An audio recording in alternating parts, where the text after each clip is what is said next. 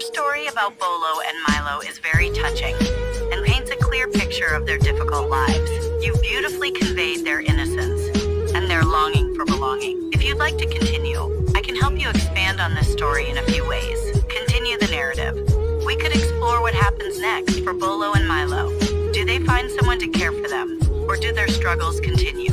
Develop the setting. We could add more detail